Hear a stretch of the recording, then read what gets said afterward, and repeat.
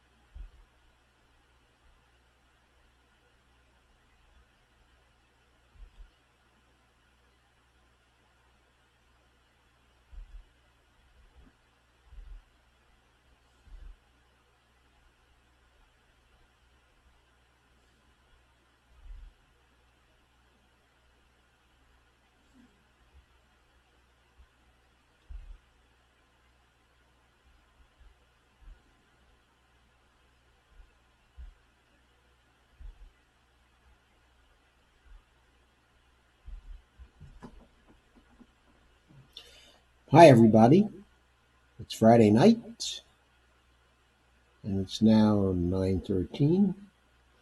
This is Joe Firestone with the In Depth program for New Macro Media.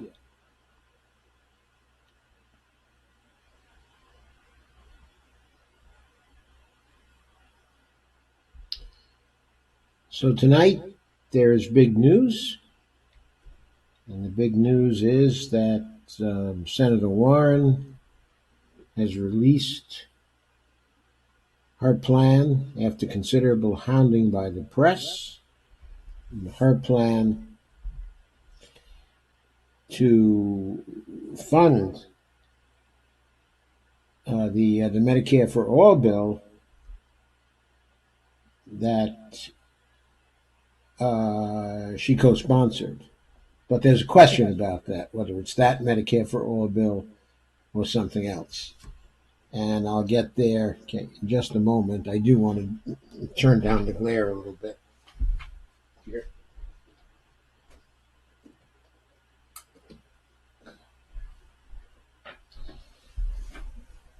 So, excuse my going away for a moment. I had forgotten to do that, of course. So here we are. I'm back. Let me get this properly oriented. There we go. So, these are my first impressions, okay, of Warren's plan. Of course, this is the first day it's been out. I didn't have advance notice of the plan, as some did, so I've not been able to do it justice in terms of doing more detailed analysis of it that I might have done. But still, I thought it was important to give some first impressions, okay, of the plan. So let's go right over to Warren's plan. Well, let me say hello first. Hi, Russ. They keep playing these neoliberal pay-for games. Yes, they do. And Dolores is here. Hi, Dolores. Hi, Lana. Hi, Russ Goldman. Hi, Susan Eldridge and Gary Houck. And hi, Bonnie. Hi, honey. That is. And Gary says he's looking forward to my analysis, so thank you, Gary. Okay, I'm going to get right to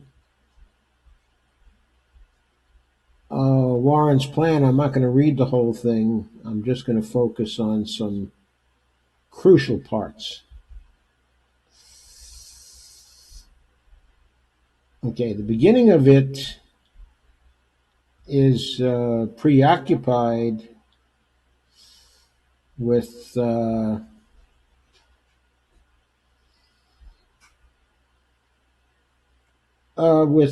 basically motivation statements, the problems we have now, the kinds of spending we've been through, the problems people have, that sort of thing is worth paying attention to, okay, and reading about, but it's not essential to the analysis, okay, at this point to see where she's at and what she is trying to do.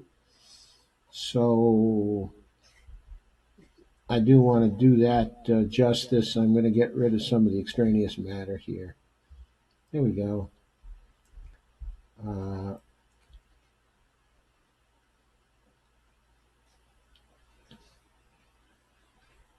Let me get back to where I was.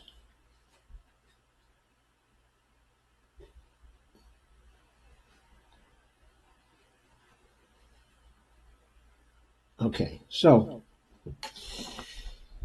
she says, my plan reflects careful, detailed analyses from key national experts in health policy, tax policy, and economics.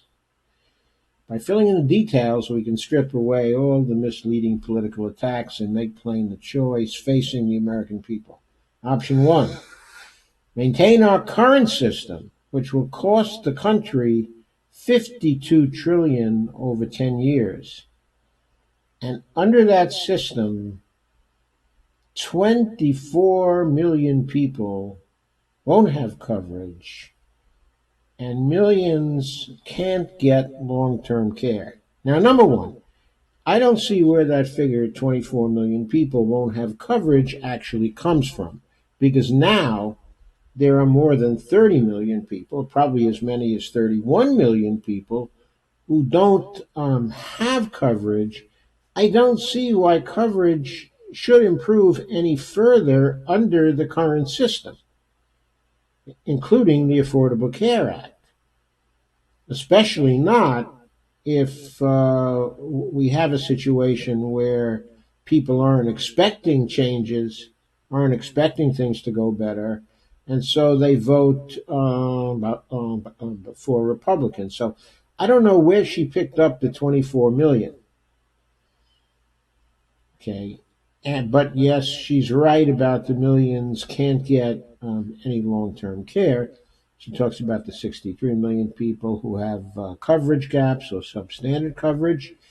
That could break down if they actually get sick, and millions who have health insurance who will end up going broke, at least in part for medical costs anyway. She says together the American people will pay 11 trillion in premiums, deductibles, co-pays, out of network, and other expensive medical equipment and care they pay for out of pocket, which is $1.1 trillion per year coming directly out of our pockets. That, of course, doesn't include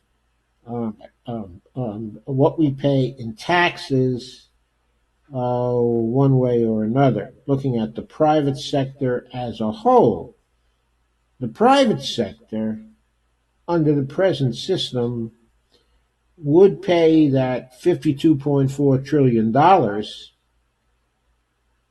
okay, which is, on the average, over the next 10 years, $5.24 trillion per year. Now, the year ending now, 2019, is projected to have expenses of $3.8 trillion.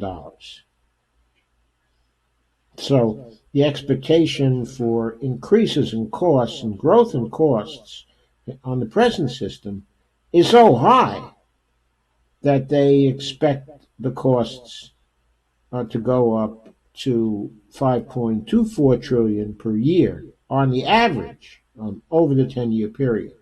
So that's what we're facing, okay, if we do not make a change. So that 11 trillion is not a true picture. That's just what we pay in the premiums, okay, deductibles, co-pays out of network, and other expensive equipment. It doesn't cover taxes that we and other parts of the private sector are paying to the federal government. In other words, it doesn't cover our Medicare contributions, for example, to the trust fund, quote, unquote. It doesn't cover anything we pay to the state for healthcare spending on the part of the state, anything we pay to the local government for any healthcare spending that might be done by the local government. So we're talking about a lot more than $11 trillion here. Can't give you the exact figure, but okay. Then we get to option 2. Switch to my approach to Medicare for all, which would cost the country just under 52 trillion over 10 years. So she's basically saying it's going to cost the same, but it's just under. It's like she targeted the savings in her plan. So it would come to just under 52 trillion over 10 years. Now, just to remark on this, I don't think that Bernie Sanders has ever anticipated or said that his Medicare for All program or Jay Powell's Medicare for All program would cost 52 trillion over 10 years. So number one question, why is she projecting 52 trillion over 10 years? I mean, forget that there'll be more coverage and it'll be much better for people. Okay, and they won't have to pay the premiums and the co-pays, okay, and the deductibles, but the macroeconomic cost is going to be roughly the same under her system. So we can see from that already that it does not bend. Her plans do not bend the macroeconomic cost curve.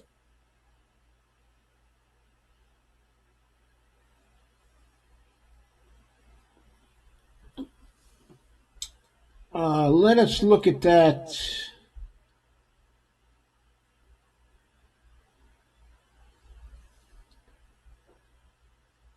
Okay, I guess I don't have easy access to that. Well, let me see if I do here.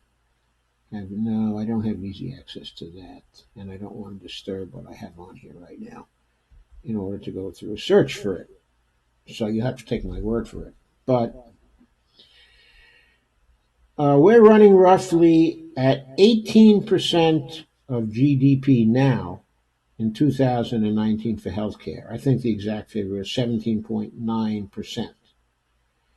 It is anticipated under option one that she went over that by the end of the 10-year period from now, that the percent of GDP that would be taken up by healthcare spending would be 20% of GDP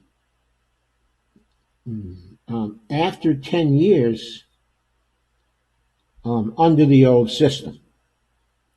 She is not proposing to reduce that percentage.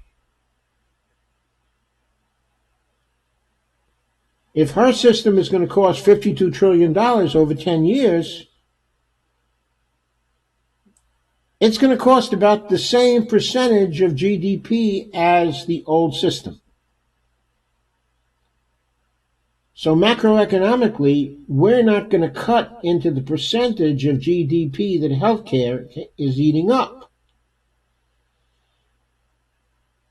Now, why is this important? Because right now, there are two sectors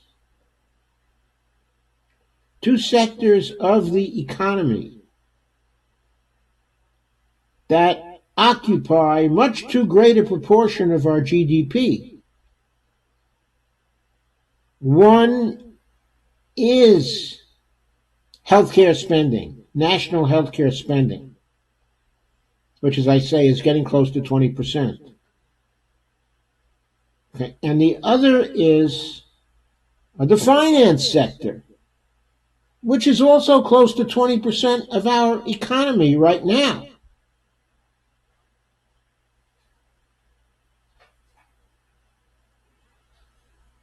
Both of these sectors are overblown, and the fact that they occupy so much of a proportion of our GDP suggests an economy that is very, very badly balanced, and that is relatively stagnant, and not actually delivering the goods for people.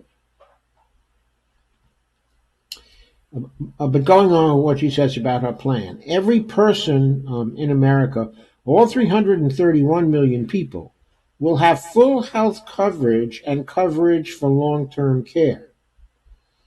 She's not explicit about whether long-term nursing care is covered, because that wasn't covered as well in the Bernie Sanders bill as in the Jayapal bill in the House.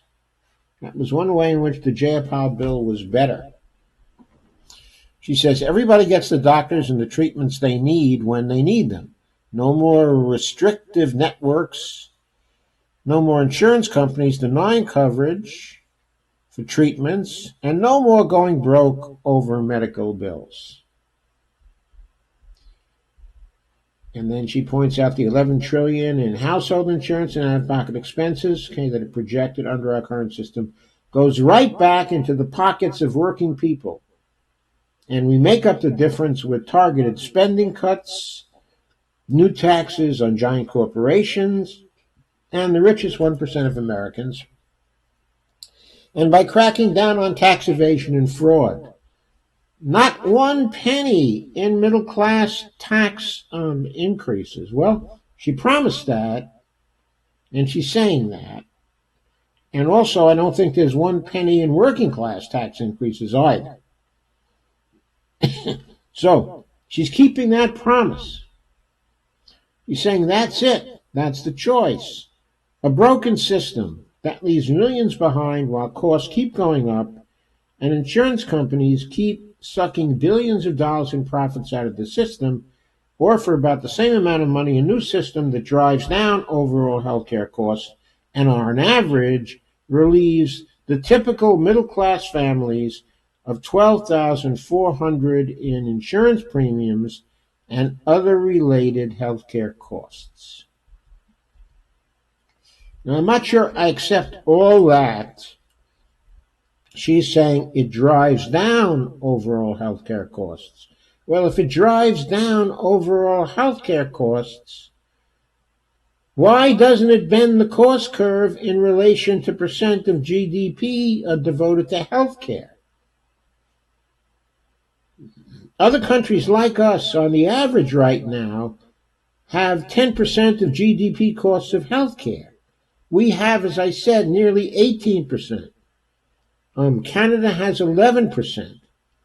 Our nearest competitors, which are Switzerland and France, are in the neighborhood of 13%. Okay. The other major nations, OECD nations, that are at our stage with respect to development, average about 10% of GDP. And a lot of them are using Medicare for all like types of programs. Not exactly the same as the Bernie Sanders bill, but closely related in many areas. So she says again, no middle class tax increases, 11 trillion in household expenses back in the pockets of American families. That's substantially larger than the largest tax cut, in American history. On the average, it's a $1.1 trillion a year tax cut, which is certainly a tax cut which is focused more on the middle classes. So it's certainly very, very good from that particular point of view. But again, it's not cutting the overall cost curve much, since it's covering 10% more people. It's cutting the cost curve by maybe 10% on a per-person basis. But at the same time, from the macroeconomic point of view, as a percent of GDP, it's not bending the cost curve. Going on, not every candidate for president supports moving to a system for Medicare for all, and then she goes through this. Every candidate opposes should. Okay, I'm not going to go through the political aspects, of this. But what she's doing here in these statements, I urge you to read it, what she's doing in these statements is politically smart, because she's putting the responsibility on the others to explain why they don't want this, why they oppose this. She knows very well why they oppose it, why they don't want it. It's the donors. But she's putting the burden on them to say, if you don't support this, you have to explain, because you're going to cost us more. And you're not even going to bend that cost curve as much as I bend it. And you're not going to cover everybody. And you're going to leave people open to bankruptcies and fatalities and this and that, and she's all right about that. Anyway, every candidate who opposes my long-term goal of Medicare for all should put forward their own plan to cover everyone without costing the country anything more in healthcare spending, and while putting $11 trillion back in the pockets of the American people by eliminating premiums and virtually eliminating out-of-pocket costs. Okay, so once again, what's this about a long-term goal of Medicare for all? When does Medicare for all really come about under her plan if she's saying it's a long-term goal? Well, we'll get into that a little more later. In other words, for Jayapal, it's not a long-term goal. It's fully implemented by the third year. Okay? So what's different about her plan? And again, she says, every candidate who opposes my long-term goal for Medicare for all should put forward their own plan to make sure every single person in America can get high-quality health care and won't go broke, and fully explain how they intend to pay for it. Or if they're unwilling to do that, concede that their half measures will leave millions behind. And make no mistake, any candidate who opposes my long-term goal, there it is again, my long-term goal. She said that 3 times already. So when are we going to have it if it's a long-term goal? When? In recent years, several economists and think tanks have attempted to estimate the cost of a single-payer system in the United States. Those estimates consider how much our nation's healthcare spending will change over a 10-year window and range from a $12.5 trillion decrease to a $7 trillion increase. Now that's relative to that $52.4 trillion estimate. A $12.5 trillion decrease means, what does it mean? It means it would take the 10-year expenditure down to $40 trillion, or an average of $4 trillion a year, compared to the current $3.8 trillion a year that we have in 2019. So that would still be a decrease compared to the projection of $52 trillion over 10 years, and a substantial decrease. Okay, and 12.5 trillion is certainly a substantial saving. And who says we're going to have $12.5 trillion? Well, it's Gerald Friedman. Okay, it's Gerald Friedman in, do I have it here? Should. In this piece from the Hopbrook Institute, Working Paper Series number 2, Yes, We Can Have Improved Medicare for All. He published this in March of 2019, so it's very current. And his estimates are much more reasonable. But, I don't think that those estimates are the lowest estimates. I don't think they're the lowest estimates. They might be the lowest estimates she was able to find, or the lowest estimates she wanted to call out.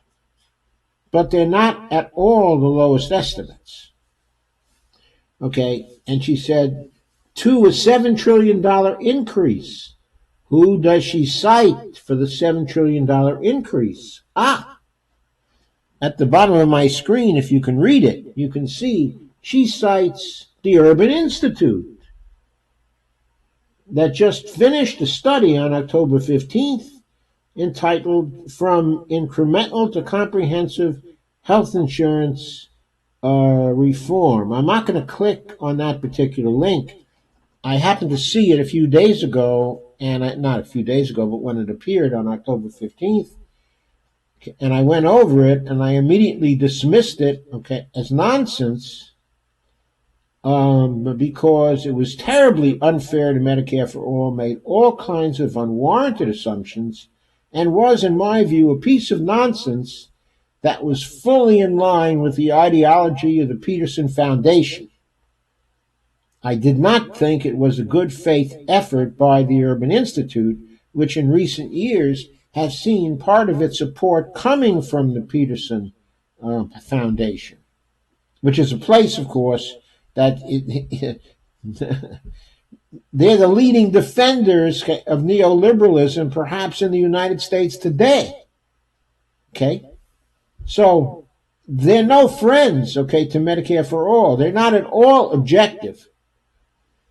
Okay? They masquerade as nonpartisan, and they've always been identified as a centrist group. But in the last decade or so, they're definitely right of center, from my standpoint. Now, to be fair, when we're talking about Gerald Epstein, he's one of the economists from the University of Massachusetts, at Amherst, and they've been among the most leftist economists in the United States. But that said, Gerald Friedman is a leading critic, okay, of MMT, and he has his own biases about how things ought to be paid for.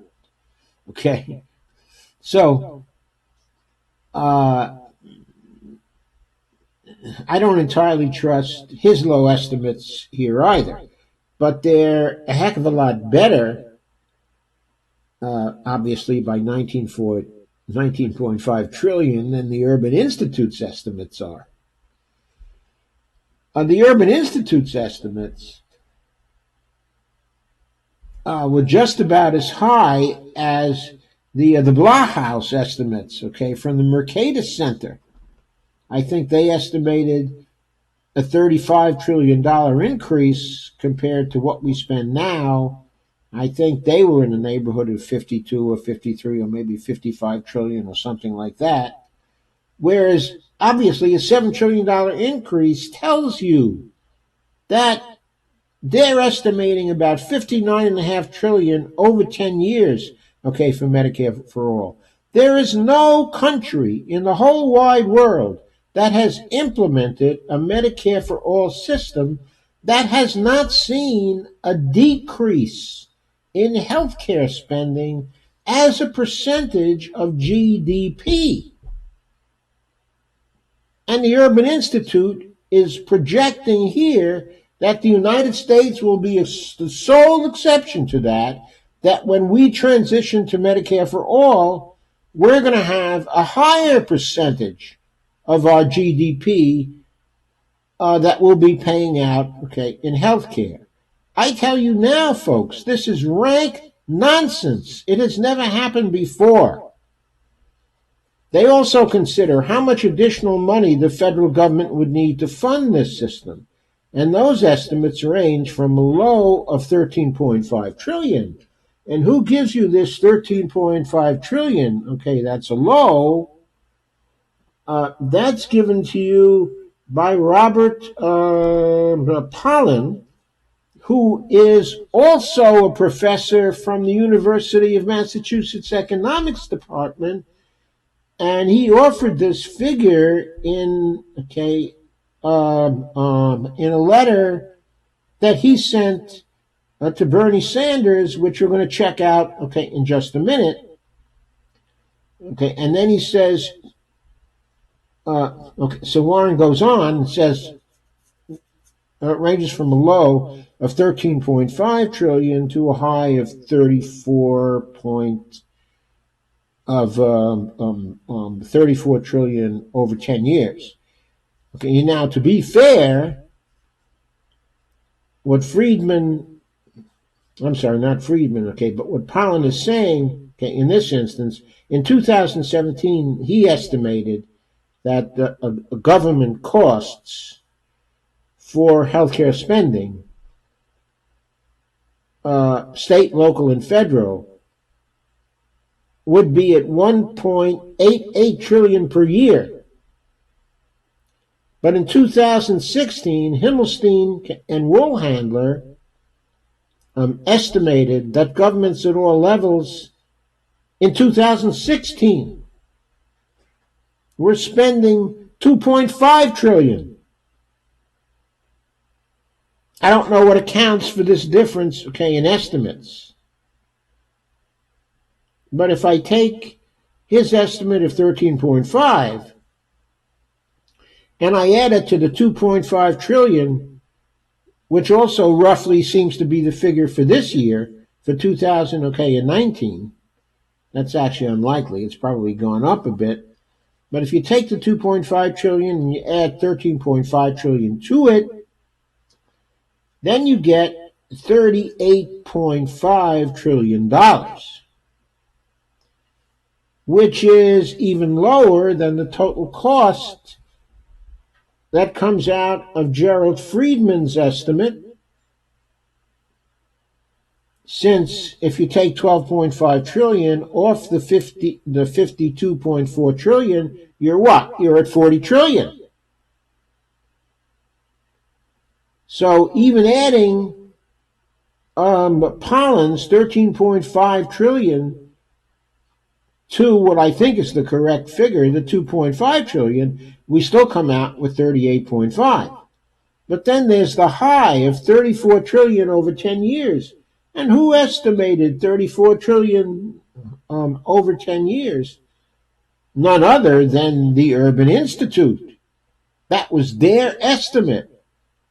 So she's using Urban here. She used Urban twice.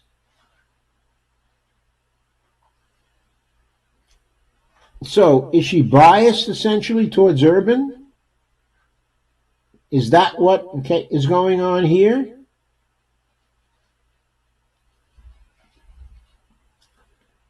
That high of 34 trillion over 10 years is pretty much what the Mercatus Center had estimated. So the right-wing study supported by the Kochs estimates about 34 trillion over 10 years. And that's the same estimate as from Urban. So Urban's supposed to be more lefty, right? More liberal. But it comes up with the same estimate. I wonder where it got that estimate from. Based on what kinds of assumptions? Anyway, obviously, it makes a great difference if we're coming in at between 38.5 trillion and 40 trillion over the 10 years, as opposed to us coming in at 59 trillion over the 10 years, right? Right.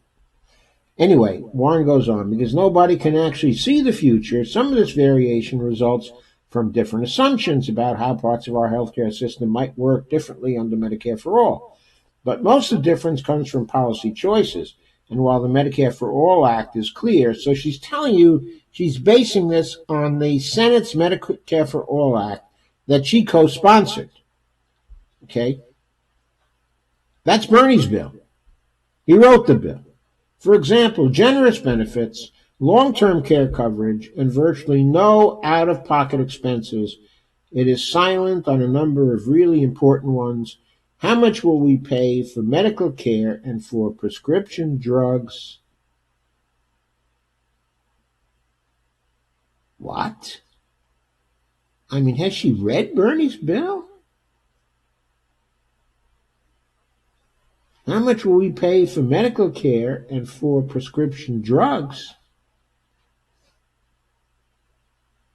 Oh, I see. What she's talking about is the aggregate costs over 10 years. Yeah, it is silent about that. He didn't try to include any of those cost estimates in the bill because he wanted to leave that for the taxing function. Because, as I've been saying, when he gets into office, he plans to decouple the spending function from the taxing function again in Congress, so that he can remove the conservative bias, which has been dogging us for so many years. So, what do we do with the existing money that states spend but for Medicaid, on Medicaid? Well, I think under Bernie's plan, well, he hasn't said, but I suspect that under Bernie's plan, the states are going to be free of Medicaid. How aggressively will we cut the administrative costs?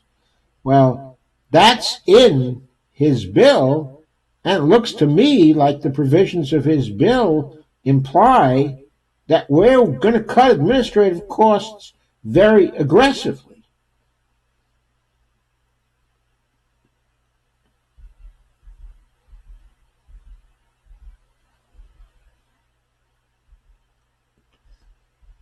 So she says serious candidates for president should speak plainly about these issues and set out their plans for cost control, especially those who are skeptical, of Medicare for All.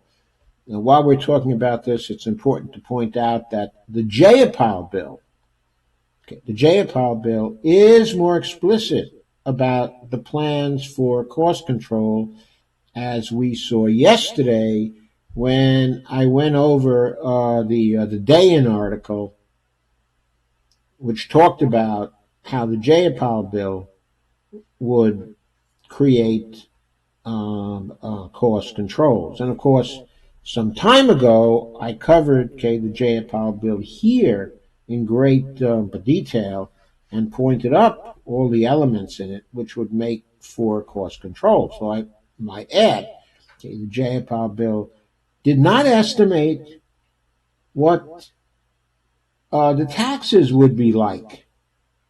It left that question open, maybe because Jayapal also is interested in getting rid of pay-go.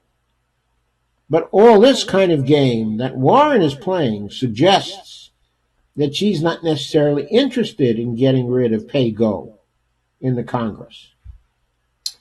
She says, I've asked top experts to consider the long-term cost of my plan to implement Medicare for all over 10 years. Well, this isn't a plan to implement Medicare for all over 10 years. This is a plan to offset the cost of Medicare for all with taxes. I won't say pay for, because we don't believe taxes pay for anything here. Anyway, she mentions Dr. Donald Berwick, one of the nation's top experts in health system improvement, who ran the Medicare and Medicaid programs under President Obama. Okay, one of Obama's economists. Okay? Keep that in mind. And Simon Johnson, the former chief economist at the IMF and a professor, at MIT. Not only that, but after he left the IMF, but Simon Johnson was chief economist or whatever, something like that, at the Peterson International Institute, of Economics. And while he himself is on the lefty side and stands about where the Roosevelt Institute stands, I used to read his blog fairly frequently. The institute that he was at for so long, the International Institute, of Economics, that bears the name, of Peterson, which it got because Peterson at one time raised something like $55 million for them, and he was their president for some time. That institute was the institute which put out the Washington Consensus document, which was the document that shaped the adoption of neoliberalism all over the developing world. So Johnson was part of that particular conclave. And while he's quite liberal on some things, I won't say he's not, he tends to share the basic assumptions, of neoliberalism. I suspect Senator Warren also shares those assumptions. That's why she went to Don Berwick for advice and Simon Johnson for advice, instead of going to the University of Massachusetts for advice, or to Stony Brook for advice, or to Bard, or to the UMKC for advice. Their analysis begins with the assumptions of a recent study by the Urban Institute. So their analysis that they gave to her began with the most conservative assumptions out there, the Urban Institute assumptions, and then examines how that cost estimate would change as certain new key policy choices are applied. These experts conclude that my plan would slightly reduce the projected amount of money that the United States would otherwise spend on health care over the next 10 years while covering everyone and giving them vastly better coverage. So why is she not bending the cost curve, as would be expected and would be common and happened in all the other countries? Because her analysis starts from the most conservative assumptions that increase the projected cost of healthcare by $7 trillion over the 10 years. Remember, those were the assumptions I just went over, the $7 trillion increase. The $34 trillion estimate in terms of additional money the federal government supposedly would need to fund this particular system. These ridiculous assumptions, came from the Urban Institute, and she starts out with them.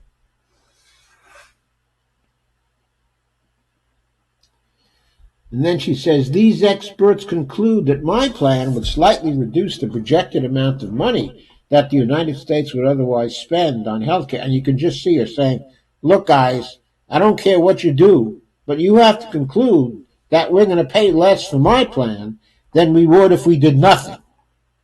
Not a very high bar to clear, by the way. Would otherwise spend on healthcare over the next 10 years while covering everyone and giving them vastly better coverage. That's the good part of what she's saying. She didn't want to go away from Bernie's benefit plan too much. All she wanted to do was to go away from any possible assumptions that the whole healthcare system would be vastly cheaper if we just junked all the neoliberal underpinnings of it. Okay, so she talks about the costs that can be brought down. She plans and vows that she's going to bring down, the administrative costs, and going to be just as efficient, as Medicare. She's going to set the net administrative spending at 2.3%, which is going to bring down those costs. In 2016, the United States spent nearly twice as much on health care as 10 high-income countries. And these costs have been steadily rising for decades. And she's got the stats here, certainly has the stats. She points out Americans have the lowest life expectancy of residents in high-income countries. And she knows the stats.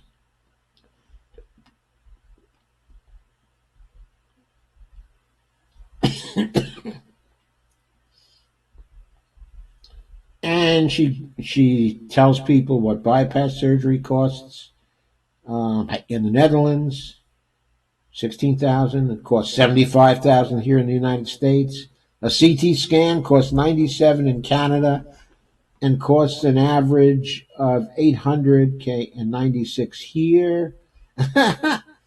In the United States, hospitals can charge new parents for holding their newborn after delivery. You can't hold your newborn without paying a fee. I didn't realize that. I've been so far from having a newborn in a hospital here in the United States. It did not used to be the case that they charged a fee for holding your newborn. I can vouch for that. And, of course, she talks about how much the CEOs are raking in and how much their salaries have increased and all this sort of thing. So she talks about all the good things her plan is going to do. And she keeps on going. And how her plan is going to reduce costs. But the net effect of all of her cost reductions is what? The net effect is to spend as much as we were spending under the old system.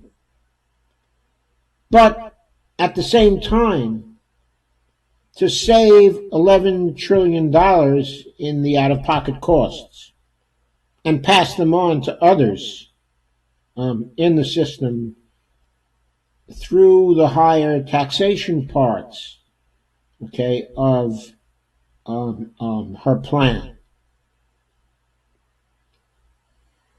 So she's doing good for the middle class, but on the other end, what are businesses going to do in order to compensate for the fact that they are going to be bearing the tax burdens? She's shifting the tax burdens over to them. They don't have to sit still and take it. They can in the areas in our economy which are not really governed by markets, but where the markets are administered by a few large companies.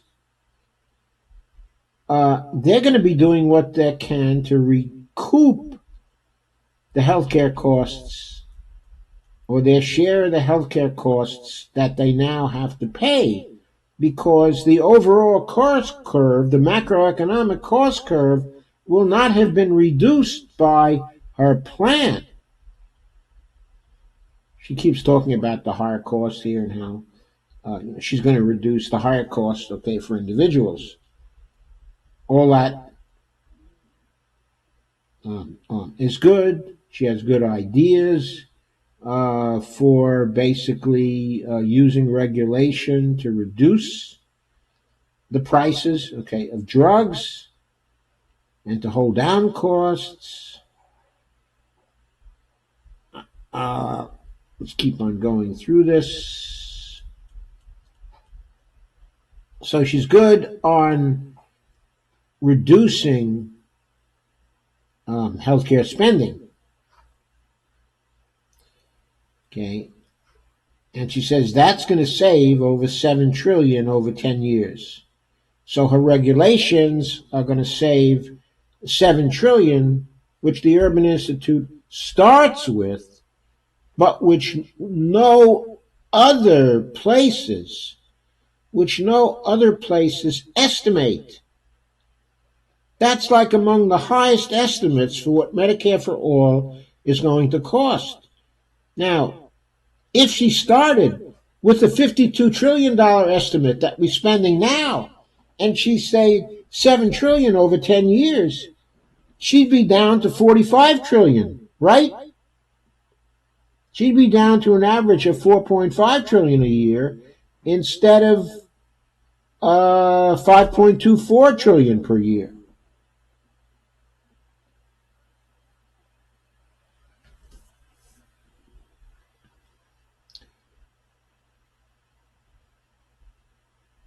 After incorporating the $6 trillion we will redirect from states to help to fund Medicare, the experts conclude the total new federal spending required to enact Medicare for All will be 24. Who cares what the new federal spending is going to be? What's important is the overall spending that there's going to be on health care. She says, okay, Medicare for All puts all healthcare spending on the government's books, but it redirects the $6 trillion from the states to help to fund Medicare. So the states, I'm not clear whether the states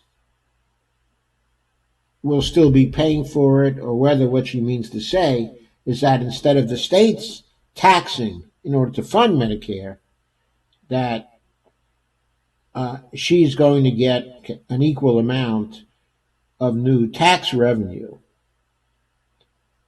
to pay for it. I'm unclear about that, but it's probably one or the other. So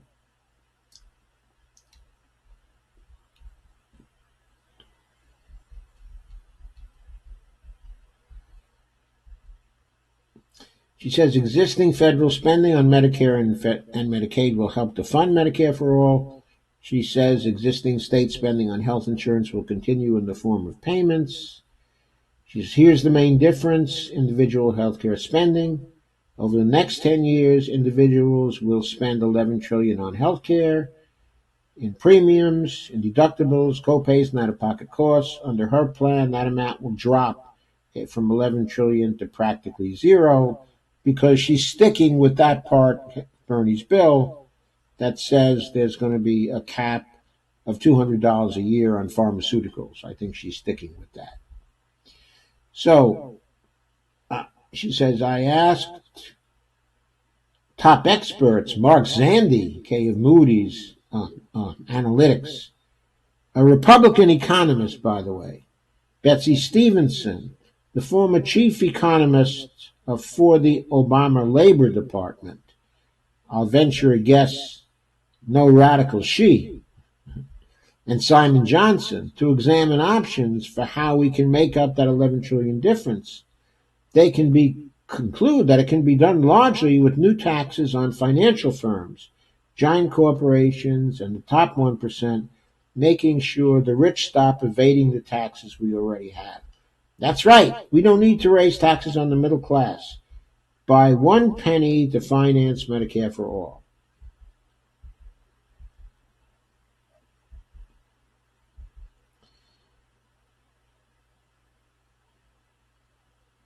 So she says the American companies will pay nearly $9 trillion over the next 10 years under the present system, mostly on employer contributions to employee health insurance and on health-related expenses for employees under workers' compensation and also disability, that long-term disability. Her idea is that instead of these companies sending those payments to private insurance companies, they would send them to the federal government for Medicare in the form of an employer Medicare contribution. In fact, she says it'll be a better deal than what they have now. Companies will pay less than they otherwise would have, saving $200 billion over the next 10 years. I'm sure the companies are just ecstatic over that. $200 billion out of $9 trillion. How much is that? 2%? Maybe 3%? Boy, those are big savings that she's offering them. To calculate their new employer Medicare contribution, then she goes through a formula here that they're to follow in order to calculate what their Medicare contribution would be under her new pay-for plan. I'm not going to say anything about that. I mean, I don't really mind if large companies that have been extracting huge profits for so many years have to cover this with taxes so their employees don't have to cover it directly anymore. But of course, there's the question of what kind of depressive effect that's going to continue to have on wages.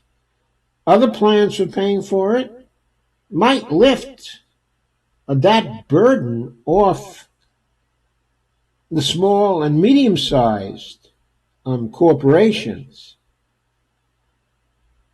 and even larger corporations engaged in international trade that are in a non-monopoly situation.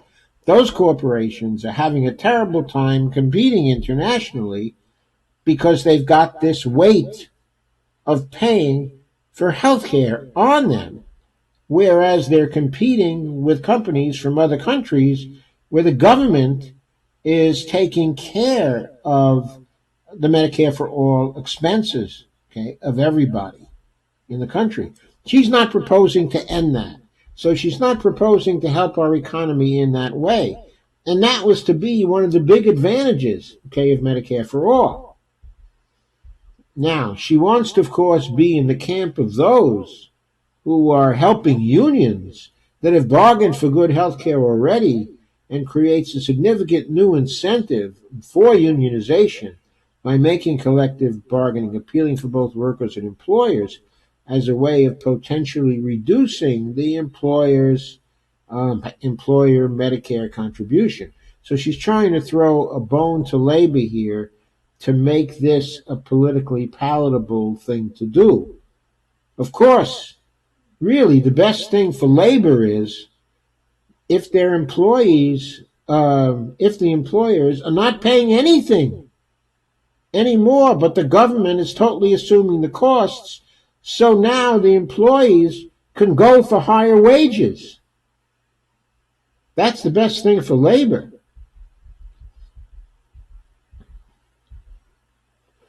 If we're falling short of the 8.8 trillion revenue target for the next year from the employers, we'll make up lost revenue with a supplemental employer Medicare contribution requirement for big companies with extremely high executive compensation and stock buyback rates. Well, I mean, I don't mind that, except in the cases where the companies have to be competitive. In many of the cases of the multinational corporations we're talking about, they're dominating their markets. They don't have a competitive situation. Their profits are excessive. So taking away those profits through taxation in order to offset the costs, of Medicare for all is probably a good thing in those cases. But she gives no indication of structuring what she would do in that way. She points out employers would collectively save $200 billion over the next 10 years. As she said before, $200 billion over $9 trillion. Employers get a lot more certainty, and she goes through the other advantages to employers. And she says, by asking employers to pay a little less than what they already projected to pay for health care, we can get almost halfway to where we need to go to cover the cost of my Medicare for All plan.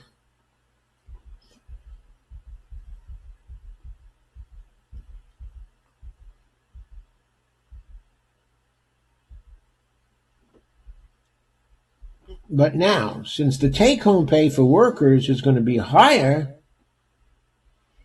that means additional tax revenue just from applying our existing taxes. Approximately 1.15 trillion if we apply on average effective tax rates. Wait, I thought people were going to see more money in their paychecks.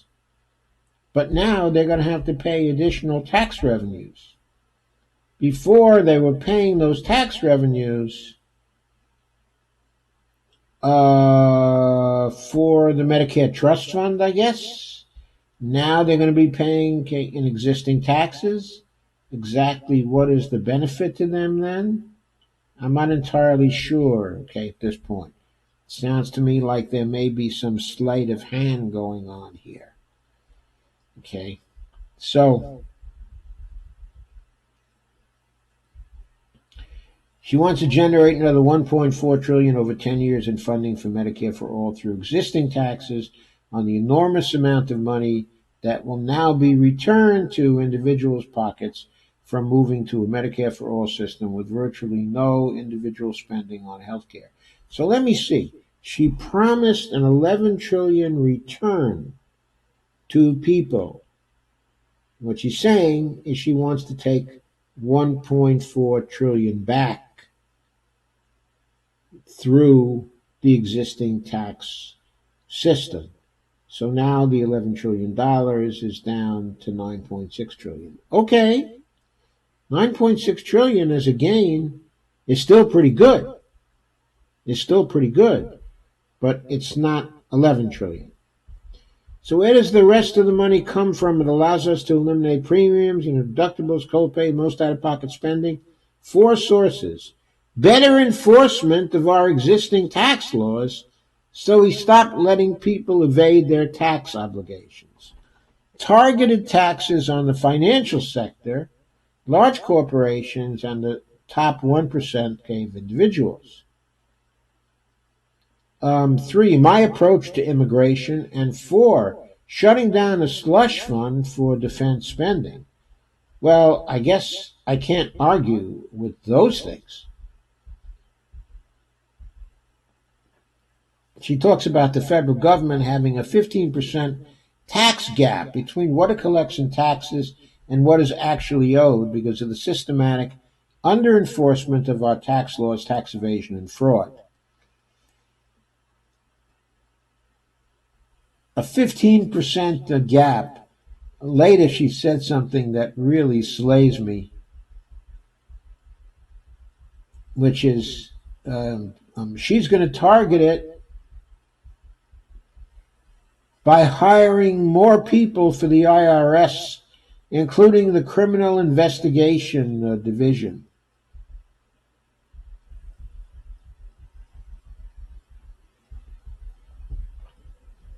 And she has some other tax measures that she's put in here. The experts who reviewed these ideas estimated that if we implemented them, we'd close the tax gap by 1/3, from 15% to 10%, bringing us closer to the tax gap in countries like the United Kingdom, 5.6%. That will produce another $2.3 trillion in net federal revenue without imposing a single new tax. Well, why doesn't she hire more people and get it down to 5.6%? As it is in the UK.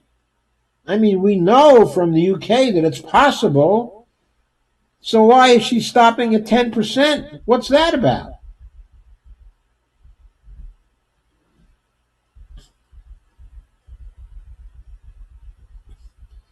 Anyway, she wants to do a small tax on financial transactions. That seems reasonable. Her taxing plans actually seem reasonable, to me anyway. They certainly are options for taxing,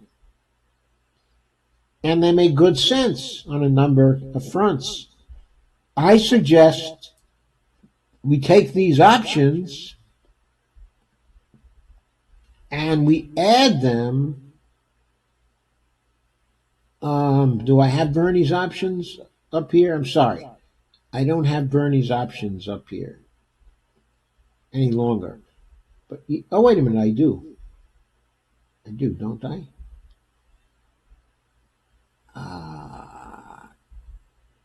Do I have Bernie's options? I was sure I had Bernie's options up here. I have them here. Here they are. They were Bernie's options for Medicare for All funding from yesterday. And he had some premiums to be paid by employers, and even some that were going to be paid by households. But he also had a bunch of taxes, and he had a fee in his options. So why don't we take his options from 3 to 10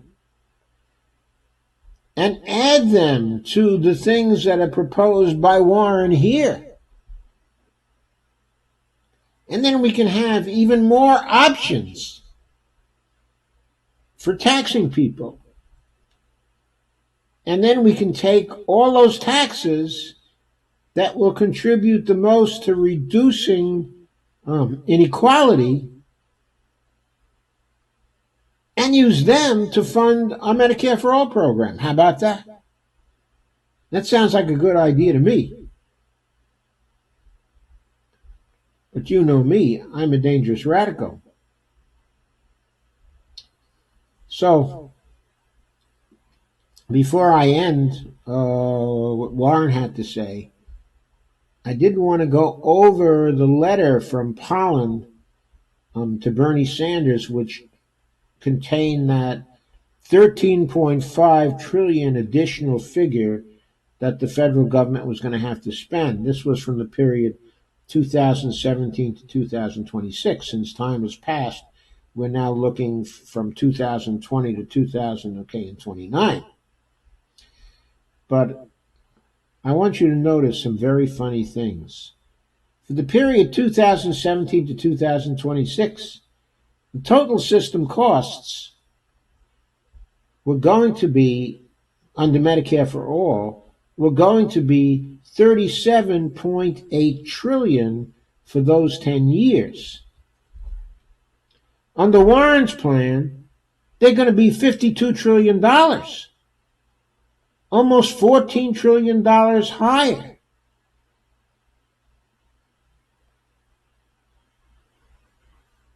It's only 3 years later. How did we get 14 trillion more for a system cost? Where are those higher estimated costs actually coming from? What accounts for them? Now, Pollan says we already have public revenues from existing sources of 24.2 trillion. That was a much more accurate figure that he gave us in 2017. He estimated it at 24.2 trillion then. And he said at that point the additional revenues required were 13.5 trillion. So that's where the 13.5 trillion comes from. There. But Warren is estimating 52 trillion. Why is she estimating 52 trillion? In part because she starts with the Urban Institute assumptions rather than with, let's say, Robert Pollan's assumptions. He's got assumptions too. He ain't starting at 59 trillion like the Urban Institute is, or 52 trillion for the present system as the Urban Institute is. Why is he starting with those Urban Institute figures? Why is she starting? Did Simon Johnson advise her to start with those? Did Berwick, did he advise her to start with those?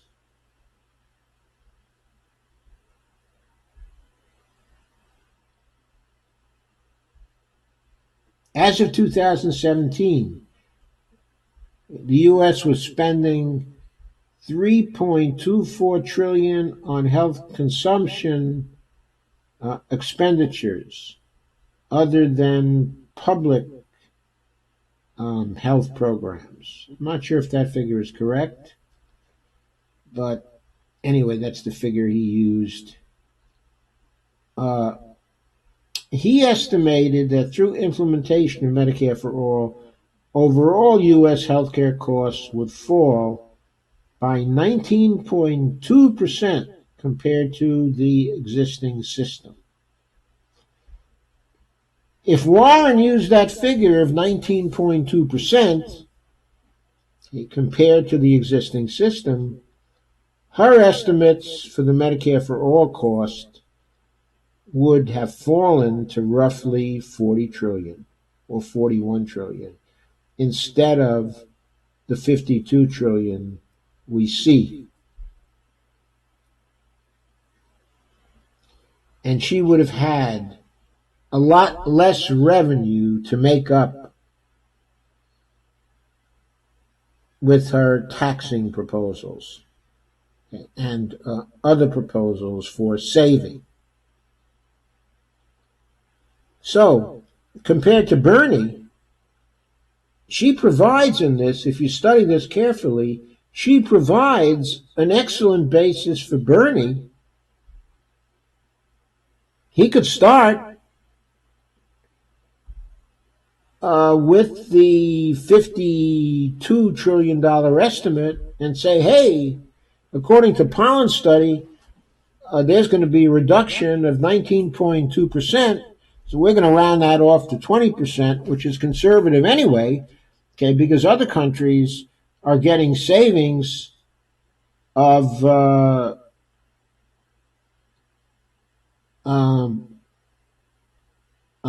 taking it down by 33%, okay, or more. So we're being conservative with the 20%, okay. And that would be conservative. Okay, and so then Bernie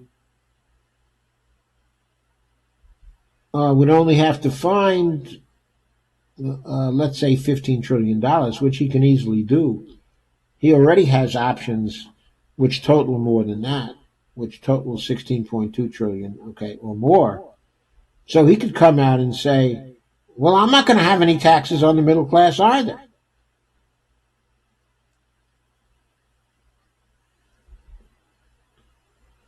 Or he can use some of Warren's regulatory measures. He could claim her savings.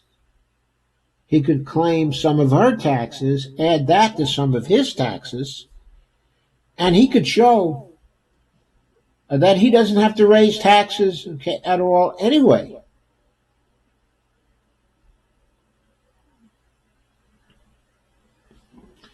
Also, a 20% savings, though, only brings things down from maybe, from let's say 20% of GDP to maybe 16%, of GDP. When under Medicare for All, we ought to be able to get down to the same level that other countries have, like perhaps 11%, of GDP. Notice also something else interesting here. In Pollan's letter, he says total health consumption expenditures would fall from 3.24 trillion to 2.93 trillion. So he's saying right off the bat, the transition to Medicare for All would save $2.5 trillion, even in the first year of any transition. This is another thing that's fishy about the estimates that Warren is giving here. I'll go away from Pollan's thing now. And go back to Warren's plan. But I wanted to show you those few things there. I thought they were important. There's something else that's fishy in relation to the percent, of GDP. That is, for every other country, as they've transitioned over to Medicare for All, they have gotten increasingly efficient as the years have gone by with respect to applying Medicare for All. So, the first year out, they would have a considerable reduction in total costs, but it might take them a few years to get to the 11% of GDP or the 10% of GDP. I have never seen a nation whose aggregate healthcare costs as a percent of GDP went up under Medicare for All. Except, of course, in Warren's plan. She has the cost going up from the 18% current figure to 20% of GDP after 10 years. So, folks, this estimate on its face, these estimates, even though these estimates play well in terms of all her taxes, and even though she seems to be right that she can do it without having any middle class taxes increase, her estimates do not bend that overall cost curve. And that's the thought that I want to leave you with tonight. And that is really the main thought. It's very fishy that they don't do that. And it's the first time in the world that we've seen that when a country has switched over to Medicare for All. That has never happened elsewhere. Why Why can't she claim or visualize or project the kinds of savings that the other countries have realized, okay, for Medicare for all? Have they got assumptions in here which do not lower very much the provider costs, the hospital costs, the doctor costs, the other provider costs? Are her plans to go easy on the providers and to have people continuing to pay higher costs for the providers in our system? She seems to be going after the drug companies to some extent, though maybe not as much, okay, as I would like. She also seems to be going after the insurance companies, but there's something else in here that I saw, but that I cannot locate now. I'm going through it, and I cannot locate now. But somewhere, might have been in an article on the subject here, there was a Common Dreams article on this, which I'll go to now because the point might have been made, okay, in the Common Dreams article. This is something important to note. Her plan is now calling for a 5-year transition period until we get to Medicare for all. That's why she talks about the long-term goal, okay, of Medicare for all. A 5-year transition period.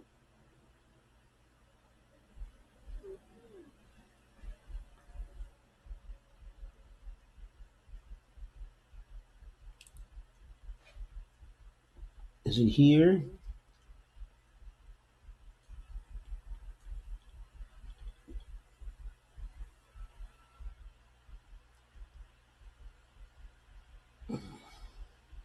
So, okay, it is a 5-year transition period. I certainly saw that. But in saying that it's going to be a 5-year transition period, what Warren is doing is she's implying that she's not sticking to Bernie's plan on the Medicare side. And she's going even further away from the Jayapal plan because she's going to make it a 5-year transition. And that may be another reason why her costs, okay, are higher. Given what she said in this study, she should be able to save a lot more than $7 trillion. She should be able to save $10 trillion on up. Why isn't she able to? Maybe because her transition period, okay, is longer. And maybe also because she's starting from a different place. She's starting from the Urban Institute estimate of $59 trillion for Medicare for all, which is ridiculous, okay, to begin with. So, if she started even with the $52 trillion estimate, and then she saved $10 trillion off that because she had only a 4-year transition, then she would be much more in the Bernie ballpark about this. And if she didn't have a 4-year transition, but only a 2-year transition, maybe she'd then be in the $38 trillion ballpark. And if you grant that Himmelstein and Woolhandler are right, and that we're now spending $2.5 trillion per year already, then the federal government would only have to spend, even under their assumptions, which I don't believe are correct, $1.3 trillion additional per year on the average. That's all that would have to be made up, which her taxing programs and Bernie's taxing programs, or some combination of those, would easily take care of. And they wouldn't have to be any more middle class taxes. So there you have it. That's what I have to say about that. I think she consulted the wrong experts, but she's a neoliberal, and the experts she consulted were neoliberal consultants, which is exactly what you would expect, and that's why she came out with the estimates she did. So that's my initial view of it. I guess it is pretty in depth, though not as in depth as I perhaps would have liked to do it. I'm going to get rid of this now.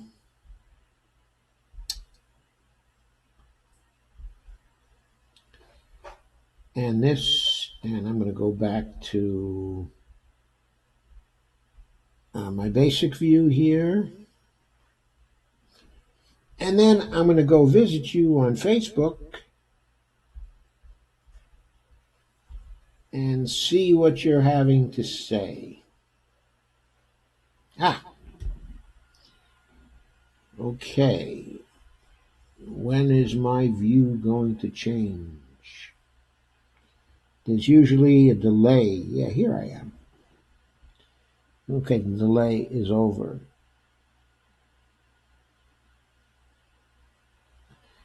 She wasn't specific about that.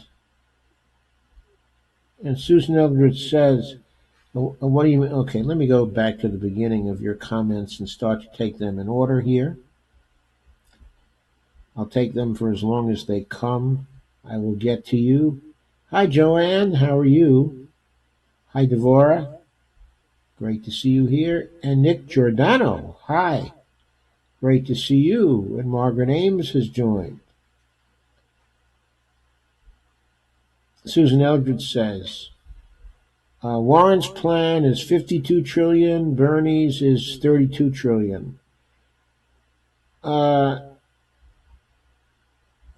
I'm not sure Bernie has really come out with a cost estimate.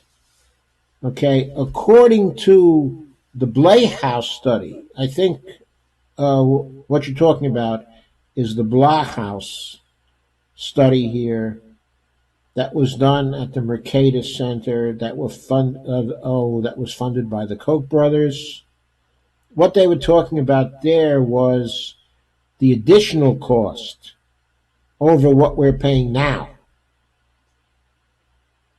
So,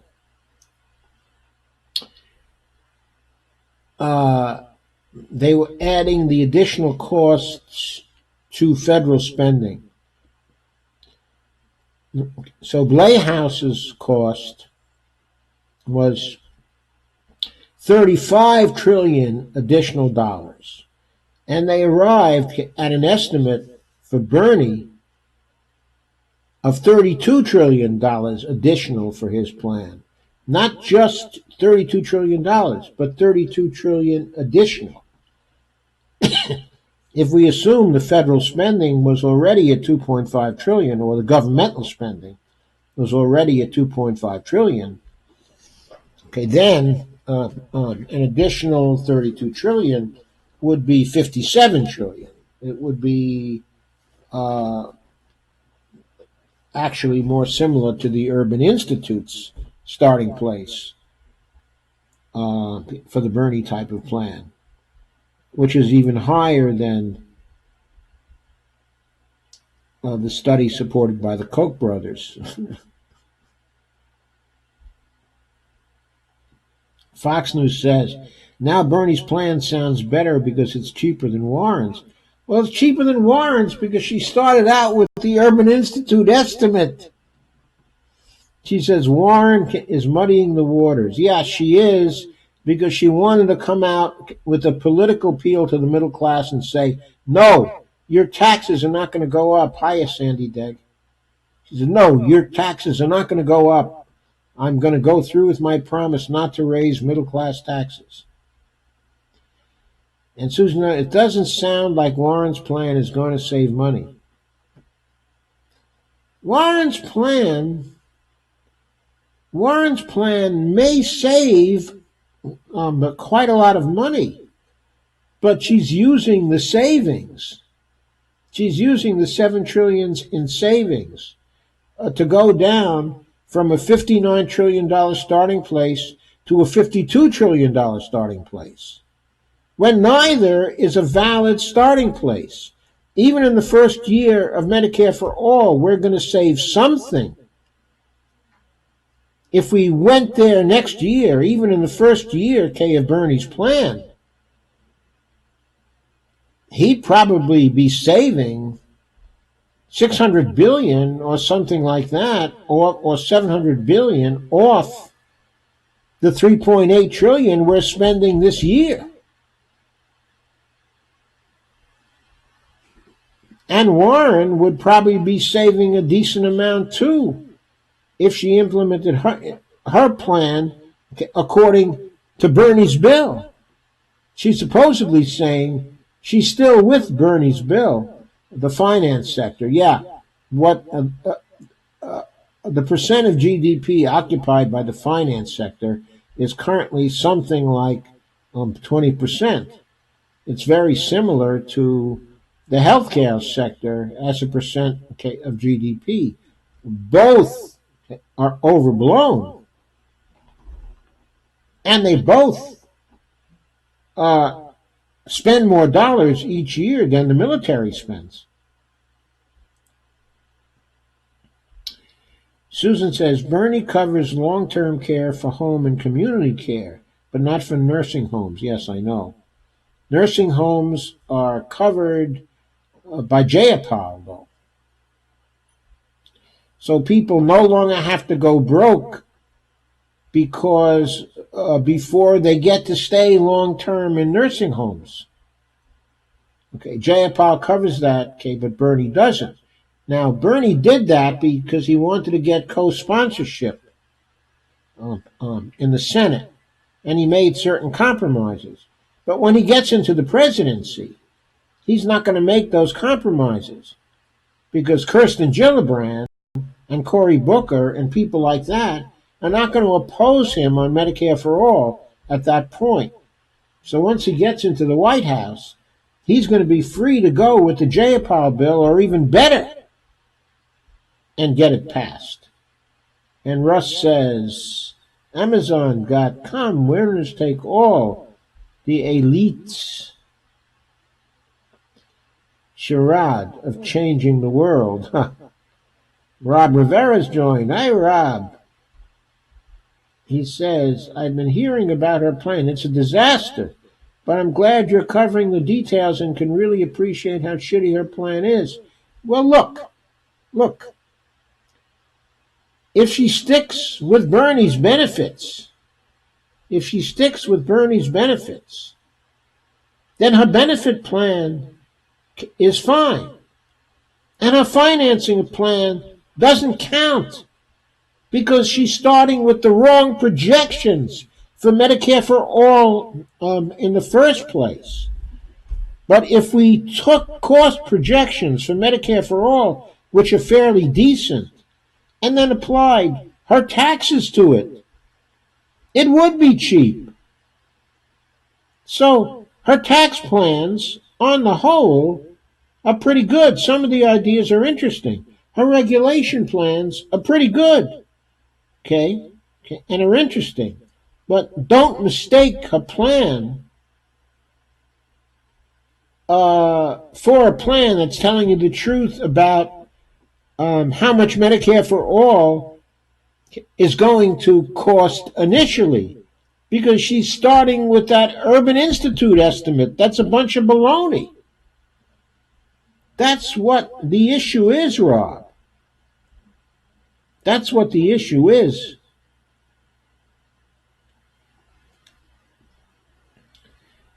And Russell asked, Joe, do you see W as a neoliberal reformer?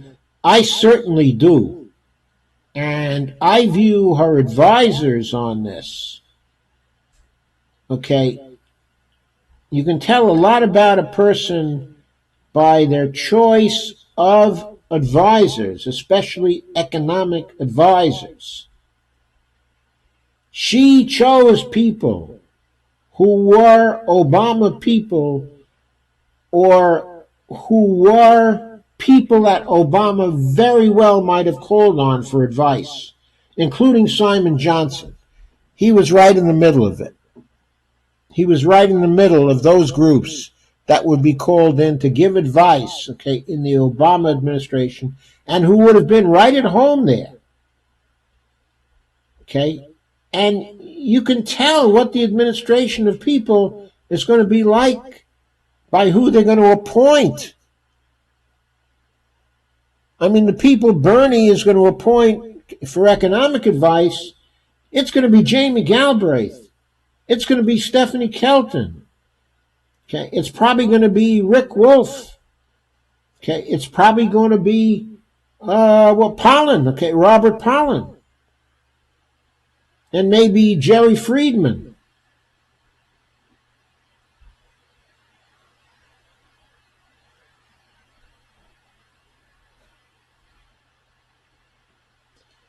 And Kathy joined. And Susan Eldridge. Both the House and Senate bill have no pay-fors. Warren should have stuck with that. They were harassing her, and she folded, and she's a neoliberal.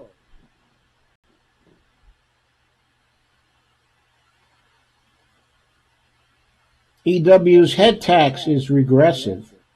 Yeah, it is. It is regressive. Not all her taxing ideas are good. Okay, that's why you put them side by side with Bernie's, and you take the good ones. You take the good ideas from both sides, and you use them if we want to be in a position of saying, well, we're not going to tax anymore, and we're also not going to run any deficits, which is the position that I think Bernie's trying to take for the campaign. I thought that was a mistake at the beginning of the campaign, but he's been running that way for the whole campaign, so I suppose he's pretty much got to stick with it. And Rob says, typical of hi, Janine Silky and Mark Botner and Stephanie Smith Beauty. Nice to see you all.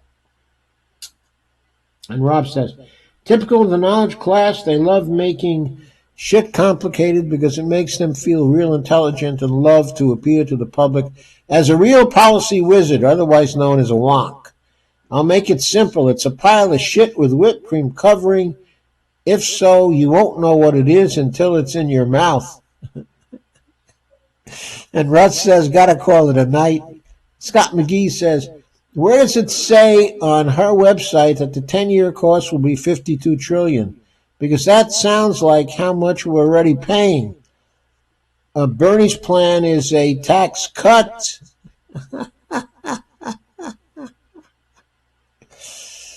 Well, Bernie has never said that his plan is a tax cut. When he says it's a tax cut, he's speaking in a metaphorical way. He is saying that the out-of-pocket costs, the premiums, the co-pays, and the deductibles on healthcare are a tax. And in getting rid of them, he's giving you a tax cut. So he's speaking in a little bit of a metaphorical way. He's not saying your federal taxes are going to be cut. He's not saying your state taxes are going to be cut.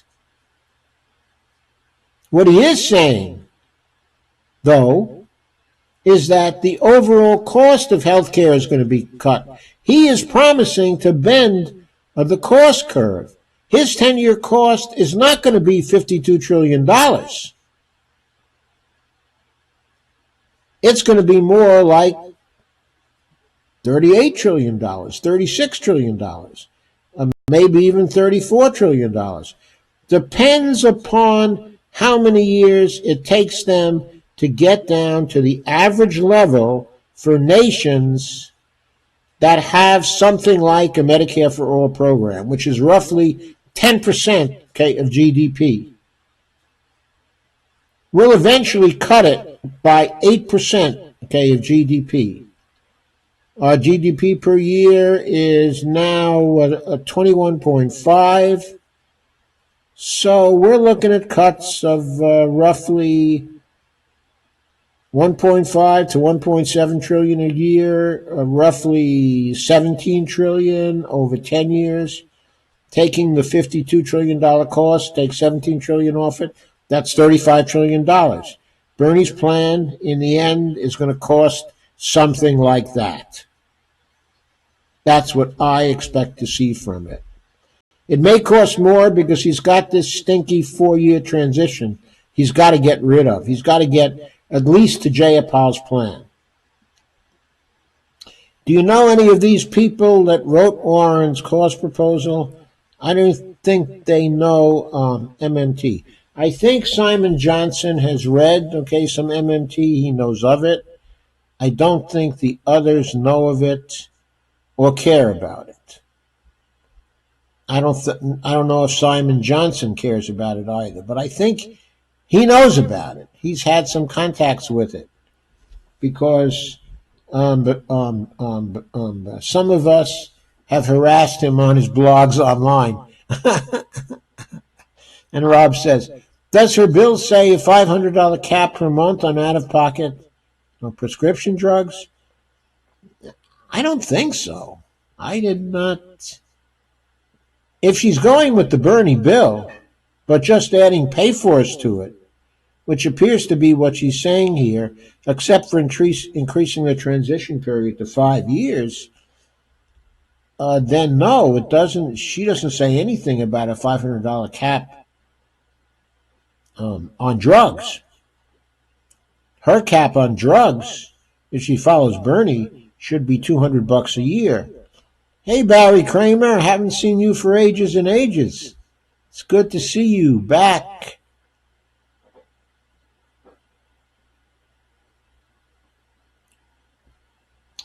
Ernest Jones joins. It's good to see you, Ernest. Don't forget the Patreon info. Oh, thank you for reminding me, Lana. So Lana reminds me that I need to remind you all to share, like, and subscribe. I will have a YouTube on this that will be going up fairly quickly tonight after I'm finished. And please become a patron at www.patreon.com/Joe_Firestone. Thank you, Lana, for reminding me. I'm going back to the rest of your comments now.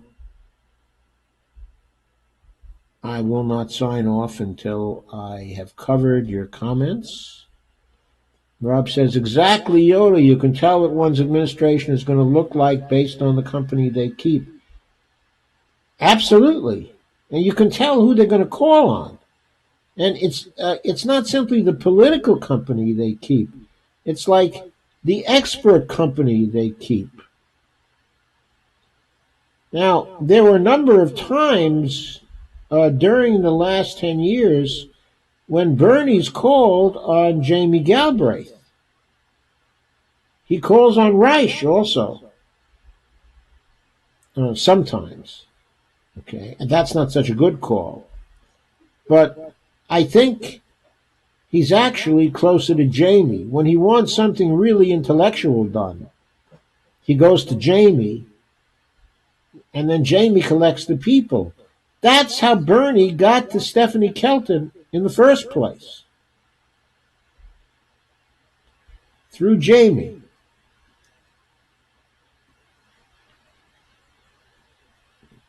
Rob says, sorry, Yoda, but Bernie is my guy, and if there's anything they can damage Warren, so be it. This is politics, and I want Bernie, not a neoliberal.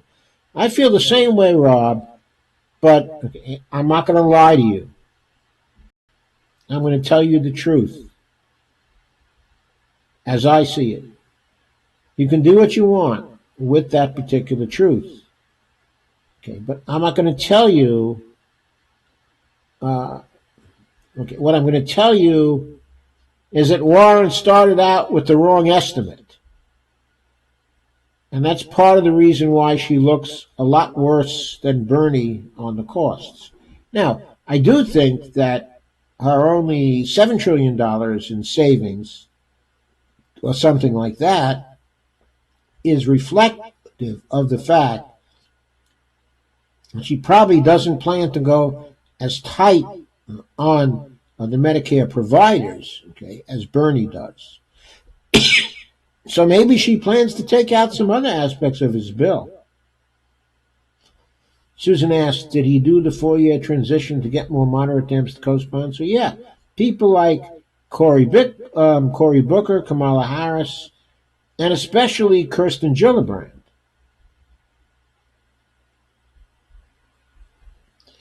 And Barry says, you too, been a busy year with a lot of travel. I suppose that's good, Barry. I mean, from the economic standpoint, that's probably good. Susan says, Warren sponsored a bill last year that would cap the prescription cost at $250 a month for individuals and $500 a month for households. Yeah, but that's not in her Medicare for All bill.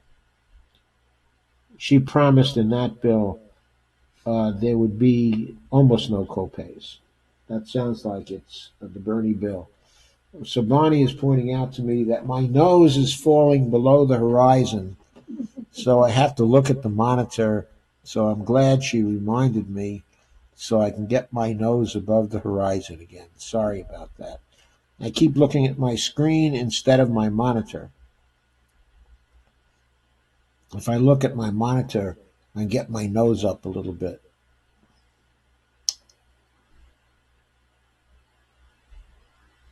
And Rob says,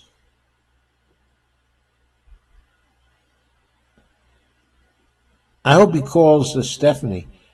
I don't doubt for a minute that Stephanie is going to be the chief of the National Economics Council. She's going to have the position that Larry Summers had, okay, in the Obama administration. I think the Secretary of the Treasury is very likely to be Jamie.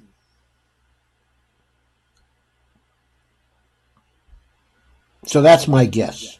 I can't say for sure that's going to be the case, okay, but that's my guess. Rob says, I don't even know why anyone calls on Robert Reich. He's not even an economist. He's got a degree in political science, okay, and a JD. He was a good labor secretary and the most progressive person in the Clinton years. And he tried to fight for a whole range of things. Now, his economics is old school. Okay, of course, he shares a lot, okay, of the neoliberal assumptions, but probably not more so than someone, let's say, like a Jerry Friedman, okay, or a Pollan, a Robert Pollan. Bernie's administration will probably have two kinds of economists in it: the MMT economists, and then the University of Massachusetts type, okay, of economists. Okay. And Reich is not so far away in his positioning from the UMass types. So he might find a place in the administration. He might even come back as the head of Department of Labor. He'd be very friendly to the unions.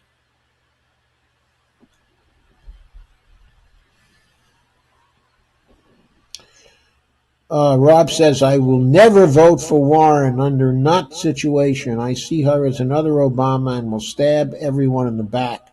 I guarantee you she will do those private fundraisers under the guise that it's for the DNC. Yeah, okay. Yeah, I mean, I agree with you that Warren is not going to be a good choice.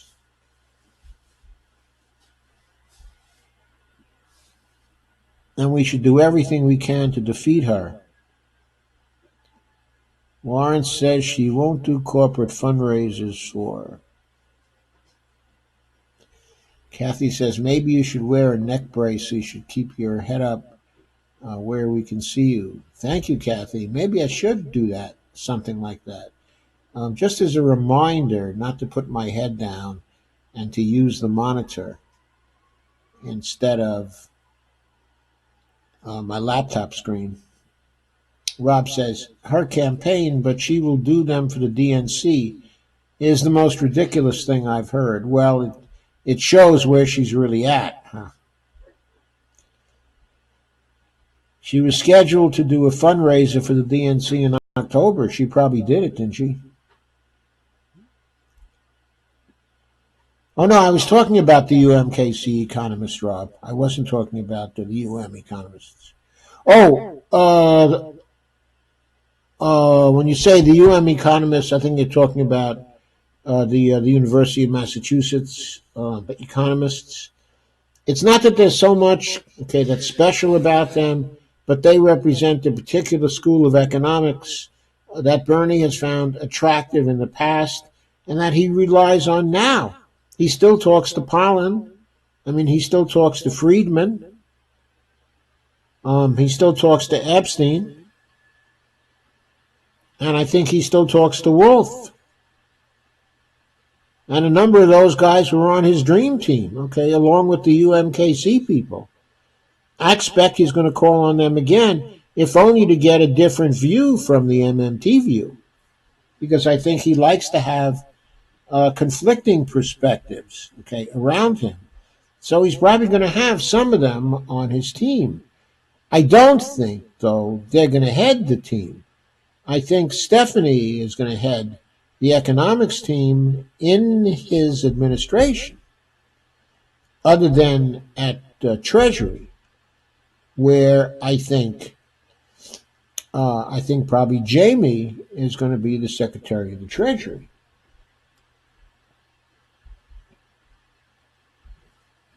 Dale Weaver has joined. Oh, Susan says, Bernie must win and we must do whatever we can to help him. I agree. He must win. He must win. I really think that it's a matter of survival. I don't think that Warren will be able to step up and meet the climate crisis in the same way Bernie will. And Rob says, I smell a lot of neoclassically trained economists from Massachusetts. Well, I think they still have some Marxist economists there. And even among the, the neoclassically trained economists, I don't think they share many assumptions with the neoliberals. I think they're different, than that. But we'll have to see. Why is Jamie Galbraith so influential to Bernie, or in general, for that money? Well, Jamie has been very close to MMT people for years. Every summer, he goes to the Levy Institute and he circulates with the MMT economists there for years. And he has been Stephanie Kelton's sponsor in getting her into Washington circles and in getting her into Bernie's inner circle. He knows Bernie because of the Galbraiths have had a farm up in Vermont for some years, I think going back to the 1970s or so. And so Jamie knows Bernie from there. In the 2015 Congress, on Greece,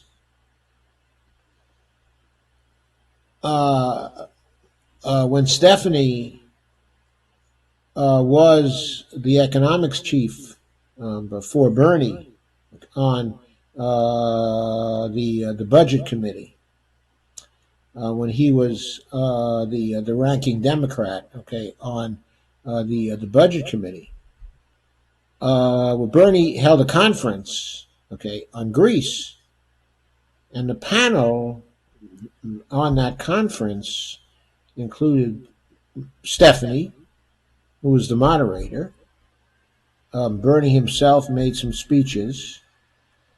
Jamie Galbraith was the really big name, one of the really big names on that panel.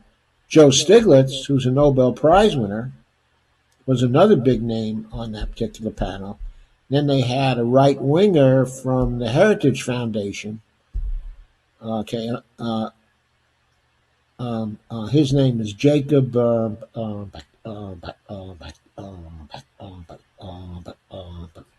Kierkegaard. He was the last member, okay, of the panel. And the debate was very interesting because Kierkegaard was basically defending, okay, the position of the IMF and the Troika, okay, in Europe, and they were being attacked by Joe Stiglitz and by Bernie. I'm sorry, and by Jamie, okay, and by Stephanie. In fact, I wrote a book in large part about that particular panel discussion. Okay, it's my book on austerity in Greece, and if you're interested, it's on my page at www.josephmfirestone.com, and it's also on sale, okay, at Amazon as a Kindle book. It was a fascinating discussion, and if you read that, you'll see what Jamie's like. And he, my friend, is one of ours. Steve Gonzo has joined, and Rob says, Marxists are just as bad as neoclassically trained economists, meaning their premise on money is the same, okay, and it's annoying. Okay, Marxists are particularly annoying for their obsession of chasing rich people to tax them for their money. Okay, Jamie Galbraith is not a Marxist, so that's not something.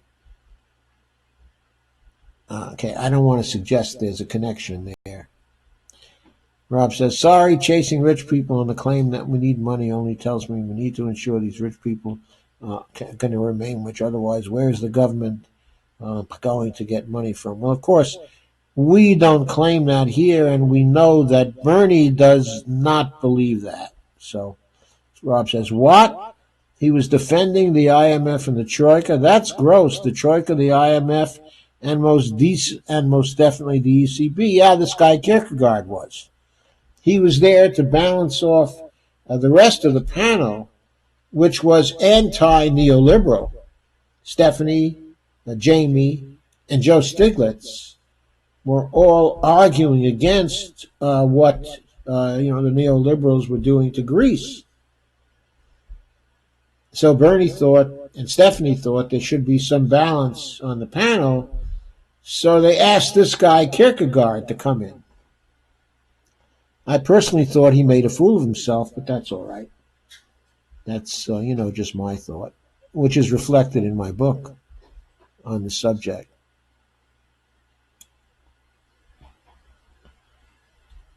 And Rob says, Susan says, Wolf is a Marxist.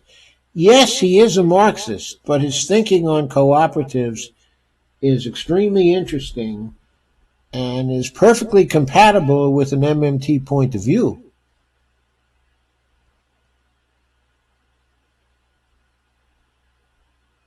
And Rob says, oh, no, I know Jamie isn't an MMTer. I was just wondering how Bernie was influenced by Jamie or how he came into contact with him. I think Jamie believes in the MMT views on how money is created, in the economy. He used to be opposed to the job guarantee back around 2014, 2015, but I don't think he's opposed to the job guarantee anymore. I mean, I've seen him at conferences since then, and I've seen some of his writings since then also. I don't think that he's opposed to the job guarantee. And given his views on money, And given his views on trade and given his views on the job guarantee, I think, yeah, Jamie's an MMTer now. He doesn't self-identify, and he probably never will, because he doesn't, like the idea of taking on a label. But yeah, he is an MMTer. And he was a keynote speaker at the first of the MMT conferences in Kansas City. He's a brilliant speaker, I think. I mean, to me, he's a brilliant speaker.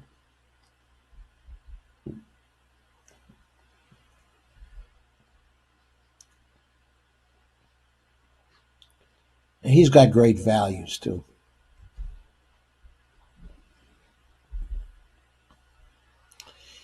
Any other questions or comments? Nope. I guess I've been on for 2 hours and 10 minutes. Thank you very much for the discussion. Please share, like, and subscribe again, and so on. Please go to my Patreon account. I'd appreciate that. And I'm going to say good night for now. I'll be back tomorrow night at roughly 9 o'clock with something else for you. Maybe I'll be back for more on the reaction to Warren's plan. Who knows?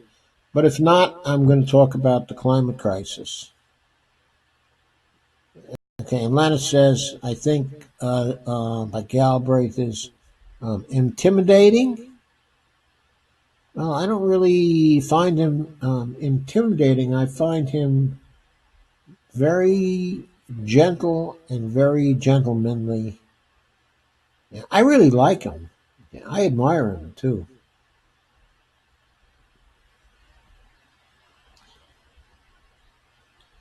And thanks, Doc. Call me Liz. Okay, Liz. Facebook makes me change it. Okay, Liz, I'll call you Liz from now on.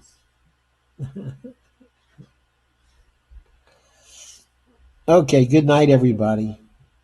Have a really good one.